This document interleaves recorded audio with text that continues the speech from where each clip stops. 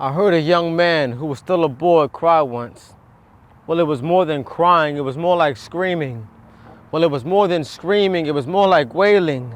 Like more than rain, more than snow, more like hailing.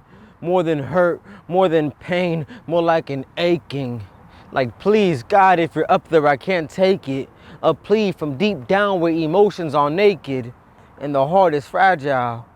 His heart was shattered and scattered across the floor now. But it was clear that some pieces were missing.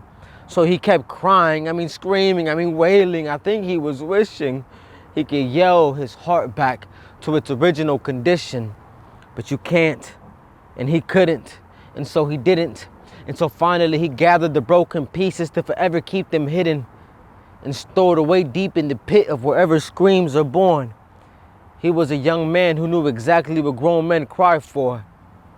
He was a boy who knew his pain was his and his alone. Even if others could feel the same, it wouldn't take the pain away he felt down to and through the bone. He was wise through pain, but he covered it well.